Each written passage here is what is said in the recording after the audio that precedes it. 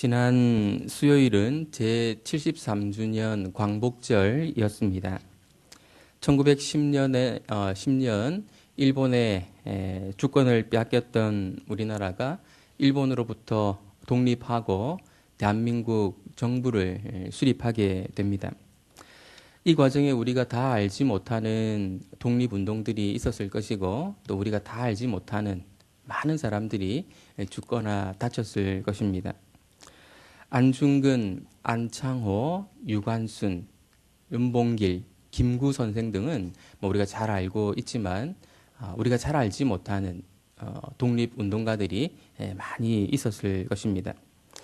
그래서인지 이번 광복절 기념행사에서 대통령은 잘 알려지지 않은 여성 독립운동가들의 활동을 소개해 주었습니다. 그분들의 희생 덕분에 오늘 우리가 있다는 사실을 우리가 잊지 않는다면 감사하는 마음을 가질 뿐 아니라 한 분이라도 더 그 이름을 세상에 알리려고 노력하는 일이 필요하지 않을까 그런 생각을 하게 됩니다. 다윗왕국도 마찬가지였습니다. 다윗 혼자 세운 나라가 아니고 여러 사람들이 희생하고 또 다윗을 위해서 섬긴 그 결과로 세워진 나라였습니다. 오늘 본문은 다윗과 함께 왕국을 세우는데 헌신했던 용사들의 이름과 활약상이 소개되고 있습니다. 먼저 요셉 바세벳이라는 사람인데요. 이름이 아주 낯섭니다. 군 지휘관의 두목이었다 이렇게 소개되고 있고요. 이 사람은 단번에 800명을 쳐 죽인 활약을 했던 용사였다 이렇게 소개가 되고 있습니다. 혼자서 800명을 다 쳐 죽였다고 하는 것인지 아니면 군 지휘관으로 부하들과 함께 이 일을 했다고 하는 것인지 좀 분명치는 않은데 부하들과 함께 800명을 죽이는 일을 했다면 막 그렇게 뛰어난 활약을 한 사람이다 이렇게 보기가 좀 곤란할 것 같습니다. 만약에 혼자서 800명을 쳐 죽인 사실이 맞는 사실이라면 이 사람은 삼손에 버금가는 활약을 한 사람이라고 말할 수 있을 것 같습니다. 삼손은 나귀 턱뼈 하나로 1000명을 쳐 죽인 경험이 있지 않습니까? 근데 이런 사람이 우리 편이라면 전쟁하기가 얼마나 수월하겠습니까? 그런데 이런 사람의 이름이 어떻게 성경에 진작 등장하지 않고 이제서야 아주 그것도 작은 분량을 차지하면서 등장할까 하는 것이 신기할 정도입니다. 두 번째 용사는 엘르하살이라는 사람인데요. 대제사장 아론의 아들 이름과 같지만 다른 사람입니다. 이 사람은 블레셋과의 전쟁에 등장하는 것으로 보아서 다윗의 통치 초기에 활약했던 사람으로 보입니다. 블레셋은 이스라엘 그 왕정 시기 초기까지는 가장 강력했던 이스라엘의 적이었고 라이벌이었다 그렇게 볼 수 있습니다. 엘르하살이 했던 일이 무엇이었는가 하면 블레셋 쪽으로 대세가 완전히 기운 그런 전쟁 분위기를 반전시키는 일을 한 것입니다. 9절 말씀을 보면 그 다음은 아호와 사람 도대의 아들 엘르하살이니 다윗과 함께한 세 용사 중에 한 사람이라. 블레셋 사람들이 싸우려고 거기에 모임에 이스라엘 사람들이 물러간지라. 세 용사가 싸움을 도두고 그리고 엘르하살이 손이 칼에 붙기까지 블레셋 사람들을 쳤다 이런 내용이 기록되어 있습니다. 마치 야구에서 거의 지는 분위기로 가다가 8회 말 9회 말에 역전 홈런을 때린 그런 경우를 상기시켜 주는 것 같습니다. 만약에 야구에서 어떤 선수가 8회 말 9회 말에 역전 홈런을 때리게 되면 그 선수는 영웅이 되지 않습니까? 엘르하살이 바로 그와 같은 사람이었다는 것입니다. 전체적인 분위기를 거슬러서 반전을 주도했던 그런 인물이었다는 것이죠. 세 번째로 소개되는 용사는 삼마인데요. 삼마 역시 낯선 이름입니다. 삼마가 한 일은 엘르하살이 한 일과 유사한데요. 삼마 역시 블레셋과의 전쟁 중에 활약했던 용사였습니다. 백성들이 블레셋 사람들 앞에서 도망할 때 마찬가지로 혼자서 그 대세를 거스르고 분위기를 반전시켰던, 그래서 싸움을 독려하고 승리를 이끌었던 사람이었습니다.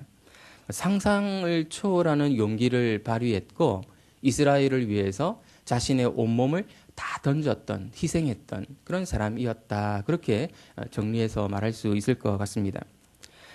이 단락에서 다윗은 전혀 주목의 대상이 아닙니다. 이 단락이 말하고자 하는 것이 무엇일까요? 다윗 왕국은 다윗 한 사람의 개인기로 세워진 것이 아니라는 사실입니다. 무명의 영웅들이 엄청난 활약을 하고 헌신을 했기 때문에 다윗 왕국이 세워질 수 있었다라는 것이죠. 알려지지 않은 이 사람들의 헌신을 인정해 주지 않는다면 우리가 다윗 왕국에 대해 알고 있는 것은 사실이 아닐 수도 있다라는 것입니다. 대한민국이 독립하고 대한민국 정부를 수립하는 데 있어서 잘 알려진 사람들의 활약만이 아니라 무명의 독립운동가들이 활동했던 것처럼 다윗 왕국도 다윗 혼자 세운 것이 아니라 알려지지 않은 많은 영웅들이 희생하고 또 섬겼기 때문에 그 나라가 세워지는 것이 가능했다라는 것입니다. 이것은 오늘 우리 교회에 있어서도 마찬가지라고 말할 수 있습니다. 교회는 유능한 목회자 한두 사람에 의해서 세워지는 것이 아닙니다. 목회자는 앞에 서서 활동하는 사람이기 때문에 잘 보일 수 있죠. 하지만 공동체를 세워가는 데는 보이지 않는 성도들의 헌신이 필요한 것이죠. 식당에서 음식 준비로 땀 흘리시는 성도들의 섬김이 반드시 필요합니다. 식당밥이 싸고 맛있어서 방문하다가 영적 양식을 맛보고 인생의 방향을 바꾸는 그런 사람들이 있거든요. 화장실을 청소하는 성도들의 섬김이 필요합니다. 어떤 사람은 처음 교회에 방문했는데 화장실이 지저분하면 다시 오기 싫은 마음이 생길 수 있거든요. 요즘 같은 날 주차 관리하시는 성도님들의 섬김이 얼마나 귀한지 모릅니다. 오늘 조금 선선하던데요. 어제까지만 하더라도 얼마나 더웠습니까? 가만히 있어도 막 땀이 줄줄 흐르는데 차들이 뿜어내는 그 열기까지 온몸으로 받아내면서 그런 섬김을 하시거든요.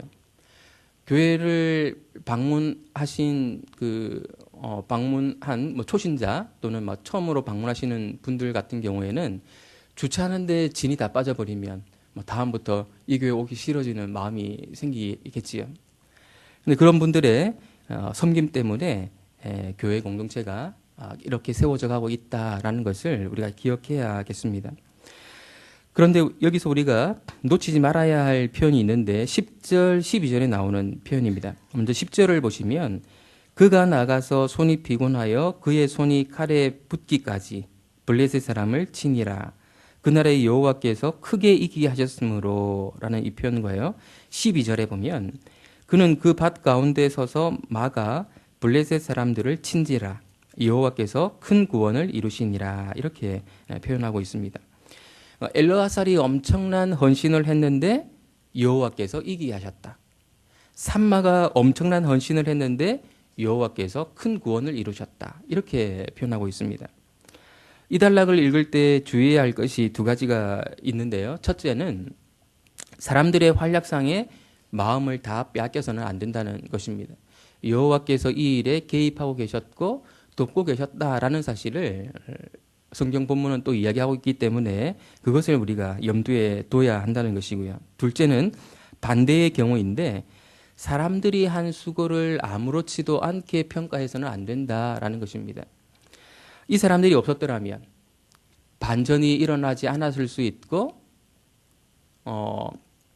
지금 우리가 알고 있는 다윗 왕국의 모양과는 좀 다른 모양의 다윗 왕국이 될 수도 있었을 것입니다.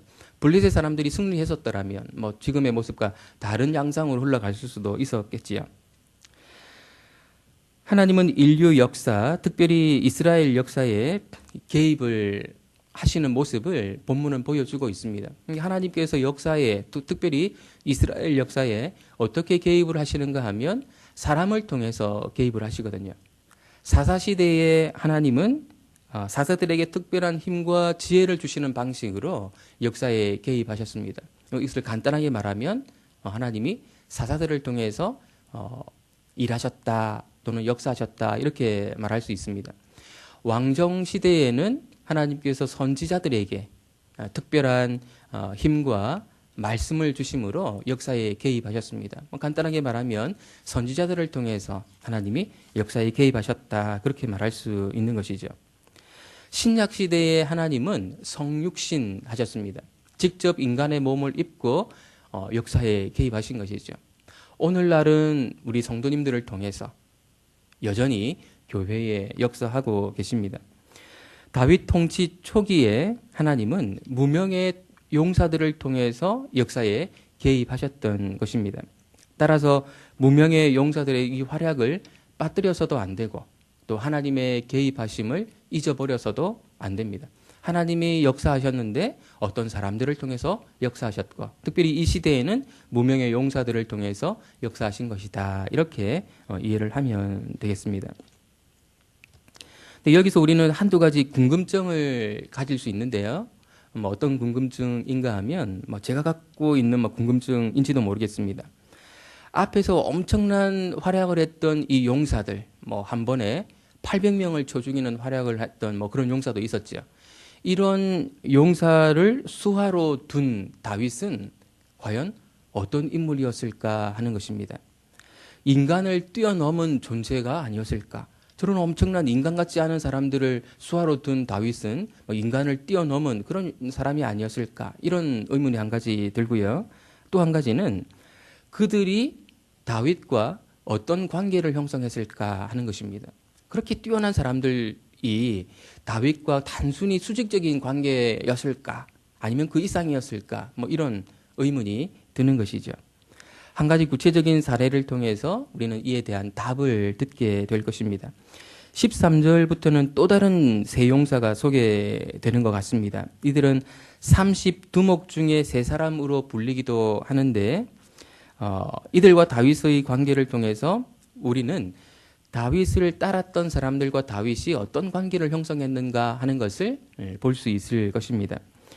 우선 세 용사가 또 다른 세 용사가 언급된다는 점에서 다윗 주변에는 용사들이 참 많았다 하는 것을 우선 발견하게 되고요. 그들은 아둘람 굴에 있던 다윗에게로 나아갑니다. 이때도 이스라엘은 블레셋과 대치하는 중에 있었습니다. 14절을 보면 다윗은 산성 곧 아둘람 굴에 있었고 블레셋 사람들은 지금은 유다 땅에 속해 있는 베들레헴에 요새를 두고 있었습니다. 진을 치고 있었던 것이죠. 그때 다윗이 한 가지 소원을 말하게 되는데요. 15절 말씀을 같이 한번 보겠습니다. 다윗이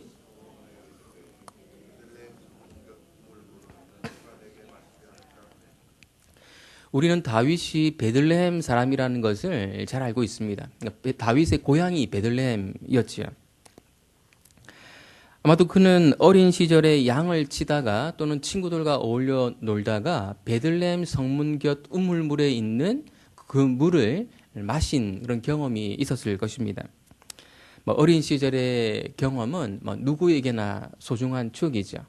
저도 어떻게 생활하다 보면 어린 시절에 놀았던 골목, 집들이 생생하게 기억나는 그런 경우가 있더라고요. 다윗은 어릴 적 추억에 잠겼던 것 같습니다. 그래서 그때 내가 마셨던 저 우물물의 물을 좀 마시고 싶다 이런 말을 혼자서 중얼거리지 않았을까 그런 생각을 해봅니다. 그런데 이 사실이 의미하는 바가 있습니다. 왜 이 이야기를 성경에 담아두었을까? 그런 것이죠. 다윗은 피도 눈물도 없는 전쟁 기계가 아니라 추억에 빠지기도 하는 보통 사람 또는 감성적인 사람이었다는 것이죠. 결코 인간 이상의 존재가 아니라 인간 그 자체였다는 것입니다. 어릴 적 추억에 빠지는 그리고 물을 마시고 싶어하는 그럼 우리와 똑같은 인간이었다는 것이죠. 아주 특별한 인간 이상의 어떤 존재가 아니었음을 이 짤막한 기사가 우리에게 보여주고 있습니다. 엄청난 활약을 했던 큰 용사들이 다윗의 신하였다 할지라도 다윗은 평범한 사람이었다. 그것을 보여주고 있습니다. 다윗이 혼잣말로 했는지 들으라고 했는지 정확하게 알 수는 없지만 신하들이 그 이야기를 들었습니다. 세 용사가 베들레헴으로 돌진해 들어갔습니다. 블레셋 사람들이 진치고 있는 곳으로 들어간 것이죠. 이들의 행동을 어떻게 이해를 해야 할까요? 거기가 어디라고 물들어 간단 말입니까? 그것도 세 사람이. 이들의 행동을 합리적으로는 설명하기가 참 곤란합니다. 좋게 말하면 다윗에 대한 충성심이 굉장했구나 이렇게 말할 수 있지만 오늘날 시각으로 말하자면 너무 무모했다 이렇게 말할 수 있을 것입니다. 그렇게 어렵게 물을 떠왔는데 다윗의 행동 역시 이해하기가 어렵습니다. 물을 마시지 않고 그냥 부어버리는 것이죠. 합리적으로 말할 수 없는, 합리적으로 설명할 수 없는 일이 지금 반복되고 있는 것입니다. 물론 그 물을 그냥 마셔도 곤란한 것은 사실입니다. 고마워하고 그 물을 마시게 되면 다윗과 그 부하들의 관계는 그냥 수직 관계, 오늘날 흔히 말하는 갑을 관계가 되는 것이죠. 근데 합리적으로 설명할 수 없는 일이 반복되는 경우는요, 아주 그냥 수준 낮은 일이 일어났거나 그렇지 않으면 인간적인 것 이상의 어떤 일이 일어났다고 볼 수 있는 것이거든요. 다윗과 신하들 사이에는 인간적인 것 이상의 어떤 것, 신성하다고 말할 수 있는 어떤 것이 지금 일어나고 있는 것입니다. 그것을 우리는 신뢰라고, 사랑이라고 표현하곤 합니다. 아니면 신뢰 또 사랑이라고 하는 것은 인간들이 쓰는 단어이긴 하지만 어떤 의미에서는 신성하다고 말할 수 있는, 하나님으로부터 온 것이라고 말할 수 있는 그런 단어들 아니겠습니까? 사실 사람들은 이것으로 사는 것이거든요. 부부 간에 합리적으로 설명 가능한 것으로만 산다면 얼마나 무미건조하겠습니까? 부모와 자녀 간에 합리적으로 설명 가능한 것으로만 서로 관계가 맺어진다면 마찬가지로 삭막하고 그 삶에 행복이 별로 없을 것 같습니다. 사람들은 합리적으로 설명 가능한 것으로도 살지만 사실은 그 이상으로 살 때 인간답게 산다, 사람답게 산다 이걸 느낄 수가 있거든요. 우리 시대는 어느 시대보다 물질주의와 상업주의가 극성을 부리는 시대입니다. 모든 것이 돈으로 평가되는 시대이지요. 돈도 필요하지만 인간은 돈으로만 살아갈 수는 없는 존재라는 것을 우리가 잘 알고 있습니다. 오히려 돈이라고 하는 것은 다른 사람들과의 관계를 깨뜨려서 우리의 삶을 피폐하게 만들 가능성이 많기 때문에 인간답게 사람답게 사는 것과는 좀 조심해야 되는 그런 어떤 대상이라고 말할 수 있는 것이죠. 우리 사람은 사랑으로, 신뢰로, 헌신으로, 섬김으로 사는 존재이거든요. 오늘 본문이 말씀하고자 하는 것을 좀 정리하겠습니다. 교회 공동체는 모두의 헌신과 섬김으로 세워져 갑니다. 유능한 한두 사람에 의해서 세워져 가는 것이 아닙니다. 그래서 교회를 아들에게 세습하는 사람은 모두의 헌신과 섬김을 부정하는 것 같습니다. 아마도 자기가 이 모든 걸 다 세웠어 그렇게 착각하기 때문에 그런 일을 하는 것이 아닌가 그런 생각이 듭니다. 그리고 교회는 모두의 섬김으로 세워져 가지만 우리가 빠뜨려서는 안 되는 것, 또 하나님께서 사람을 통해서 역사에 개입하시기 때문에 하나님께서 하시는 일도 우리가 늘 염두에 두는 것이죠. 여러 사람들의 섬김과 헌신으로 세워진다. 근데 하나님께서 그 사람들을 통해서 역사하시기 때문에 하나님께서 이 일을 함께 하고 계신다라고 우리는 좀 복잡할지 모르겠지만 같이 생각할 필요가 있습니다. 그래서 교회에서 여러 모양으로 섬기시는 분들을 위해서 우리가 기도해야겠습니다. 토요일 아침마다 제가 기도회 시작을 할 때 주일 여러 모양으로 섬기시는 봉사자들을 위해서 기도해 주시기 바랍니다. 이렇게 멘트를 하거든요. 내일 또 여러 모양으로 섬기시는 분들을 위해서 기도해 주시면 좋겠고요. 우리 모두 치열한 경쟁 사회를 살아가고 있고 물질 만능주의 그런 시대를 우리가 살아가고 있습니다. 그래서 정말로 중요한 것을 놓치고 살아가는 경우가 많습니다. 과거 어느 때보다 풍족하고 경제적으로 넉넉한 시대를 우리가 지금 살아가고 있는데요. 근데 우리 시대에 스스로 목숨을 끊는 사람들이 과거 지난 시대보다 훨씬 더 많은 것은요. 우리가 살고 있는 이 시대의 모습이 어떤가 중요한 무언가가 빠져 있는 것이 아닌가 하는 것을 객관적으로 보여주는 증거가 아닌가 이렇게 생각해 볼 수 있습니다. 사람들은 물질로 사는 것이 아니라 서로에 대한 신뢰와 사랑으로 또 헌신과 섬김으로 사는 것이죠. 우리 가정이 또 우리 교회가 이런 모습의 본을 보이고 이 사회에 귀감이 되고 희망을 줄 수 있는 그런 우리 모두가 되기를 예수님의 이름으로 축원드립니다. 기도하겠습니다. 하나님 아버지, 어느 공동체든 우리 교회도 앞에서 드러나는 사람들 있습니다. 또 하나님께서 그런 자리에 세워주셔서 드러나게 되는 것이겠지요. 하지만 교회 공동체는 앞에서 드러나는 한두 사람에 의해서 세워져 가는 것이 아니라 이름 없는 보이지 않는 곳에서 섬기는 수많은 섬김과 헌신을 통해서 세워져 간다는 사실을 저희가 다시 한번 상기해 봅니다. 그리고 그분들을 위해 기도해야겠다는 마음을 다시 한번 다지게 됩니다. 내가 이름 없이 섬기고 있다면 그것 때문에 또 섭섭해하지 않고 또 하나님께서 이렇게 인정해 주신다는 사실을 기억하며 힘내기를 원합니다.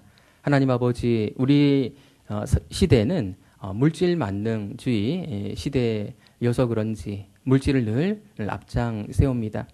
하지만 오늘 본문은 우리에게 눈에 보이는 물질로 사람이 살 수 있는 것이 아니고 보이지 않는 신뢰, 사랑, 섬김, 헌신이 우리를 살게 하는 진정한 요소인 것을 보여주고 있습니다. 우리에게 이것들이 풍성했으면 좋겠습니다. 이런 욕심을 갖게 됩니다. 우리 가정이, 우리 교회가 사랑으로, 섬김으로, 신뢰와 헌신으로 가득 채워지는 은혜를 허락해 주옵소서. 진정으로 사는 맛을 느끼며 경험하며 사는 우리 모두가 되게 축복해 주옵소서. 예수님의 이름으로 기도드립니다. 아멘. 하늘에 계신 우리 아버지여.